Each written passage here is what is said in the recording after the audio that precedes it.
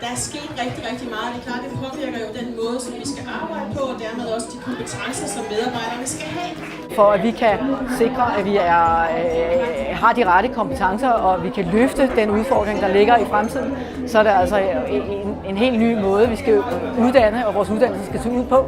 Det tager selvfølgelig tid, og det er vigtigt at gøre det her, hvad kan man sige, undervejs, for at sikre en form for agilitet i uddannelserne, og vi derfor gør det her i samspil mellem uddannelserne og sundhedssektoren og sundhedsindustrien.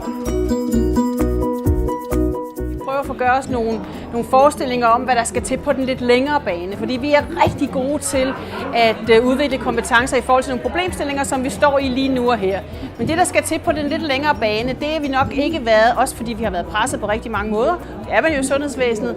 Så er vi nok ikke så gode til det, så det vil vi begynde at tage livtag med. Man kan meget let komme til at sådan lidt putte kompetenceudvikling og uddannelse i halen på nogle andre udviklingsting, der sker i sundhedsvæsenet. Jeg kunne egentlig godt have en ambition om, at det var noget, som var med til at trække toget. Jeg synes, det vigtigste er, at vi sammen med vores aftager, sammen med vores samarbejdspartnere, forsøger at forholde os til, hvad er det, der er brug for fremtiden i sundhedsvæsenet. Hvad er det for nogle kompetencer, det sundhedsvæsenet har brug for? Og sammen med dem får lagt en plan, kan man vel sige, for jamen, hvordan er det så, vi arbejder os derhen imod, for vi forandrer det ikke fra den ene dag til den anden.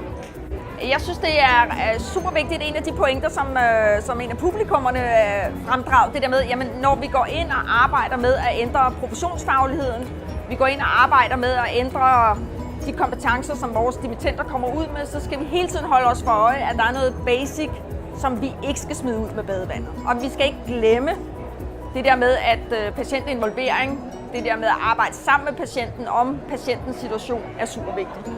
Viden i dag, den bliver hurtigere og hurtigere forældet, så derfor er det vigtigt for os, at vi ser helt anderledes på uddannelsessystemet og på uddannelser generelt, så vi ser på, hvordan man kan uddanne igennem hele livet, når man er på arbejdsmarkedet.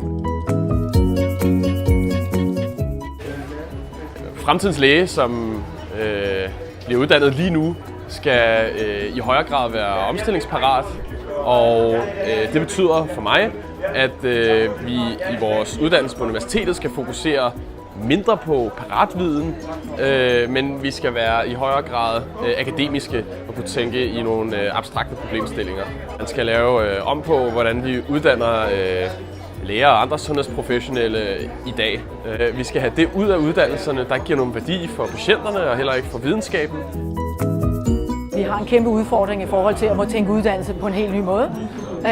Og en måde at komme frem til det på, hvordan det skal se ud, det er jo netop at have en tættere kontakt til aftagerne, til sundhedssektoren, og sætte de studerende ud i virkeligheden og arbejde med nogle konkrete problemstillinger. Og så kan man sige, at det vil også være med til at sikre de studerendes forståelse for den virkelighed, de skal ud i på et tidspunkt.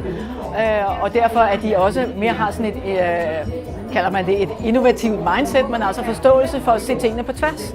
Forståelse for, hvordan skal de arbejde sammen med andre fagligheder, når de kommer ud og arbejder i sundhedssektoren eller i industrien. Det var rigtig rart at have både forskellige uddannelsesinstitutioner og sektoren repræsenteret i vores debat, og at der var en helt klar holdning hele vejen igennem, at det her vi vil gerne samarbejde endnu mere sammen omkring at sikre fremtidens uddannelser, fordi det er rigtig vigtigt, og vi kan kun gøre det sammen.